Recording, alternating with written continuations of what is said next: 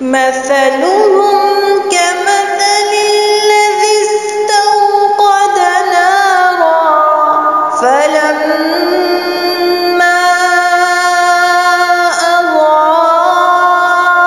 أضاءت ما حوله ذهب الله بنورهم وتركهم في ظلمات لا يبصرون۔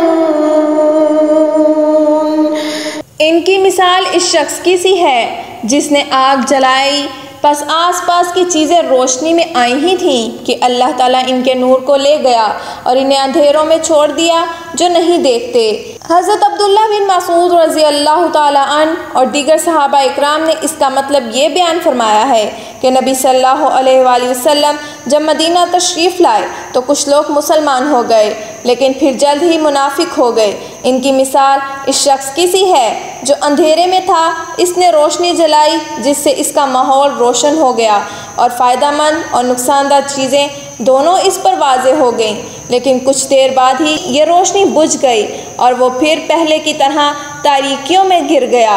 یہی حال منافقین کا تھا، پہلے وہ شرک کی تاریکی میں تھے، مسلمان ہو گئے اور روشنی میں آ گئے، حلال و حرام اور خیر و شر کو پہچاننے لگ گئے، پھر وہ دوبارہ کفر و نفاق کی طرف لوٹ گئے تو پھر ساری روشنی یعنی ساری ایمان کی روشنی ختم ہو گئی۔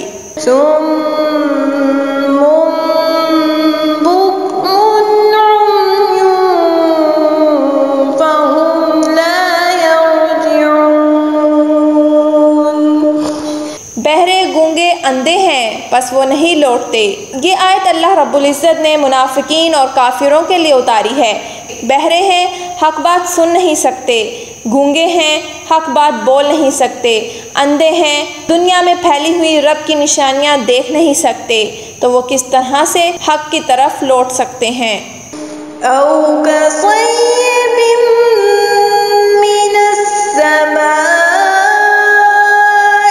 فيه ظلمات ورعد وبرق يجعلون أصابعهم في آذانهم من الصواعق حذر الموت والله محيط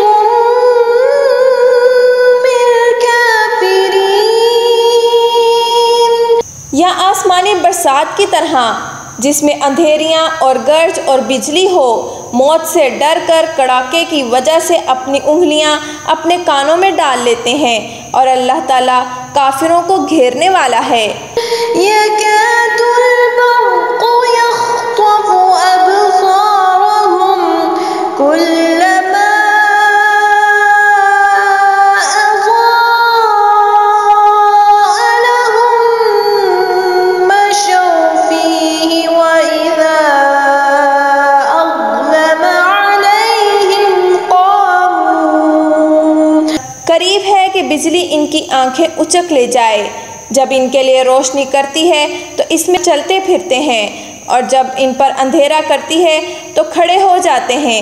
یہ منافقین کے ایک دوسرے گروہ کا تذکرہ ہے جس پر کبھی حق واضح ہوتا ہے اور کبھی اس کی بابت وہ شک میں مبتلا ہو جاتا ہے، پس ان کے دل شک میں اس بارش کی طرح ہے جو اندھیروں میں اترتی ہے، گرج چمک سے ان کے دل ڈر جاتے ہیں، حتیٰ کہ خوف کے مارے اپنی انگلیاں اپنے کانوں میں ٹھونس لیتے ہیں، لیکن یہ تدبیریں اور یہ خوف و دہشت انہیں اللہ کی گرفت سے بچا نہیں سکتی، کیونکہ وہ اللہ کے گھیرے سے نہیں نکل سکتے۔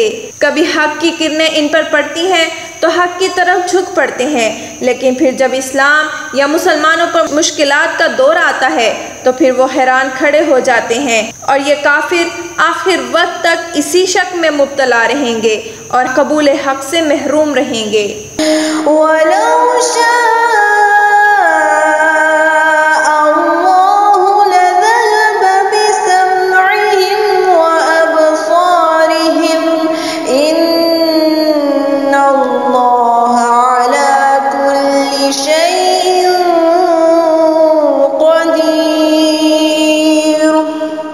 اور اگر اللہ تعالیٰ چاہتا تو ان کے کانوں اور ان کی آنکھوں کو بیکار کر دے۔ اگر اللہ تعالیٰ چاہے تو وہ اپنی دی ہوئی صلاحیتوں کو واپس لے سکتا ہے۔ اس لیے انسانوں کو اللہ تعالیٰ کی اطاعت سے گریزہ نہیں کرنا چاہیے، اس کے عذاب اور اس کی پکڑ سے بے خوف نہیں ہونا چاہیے۔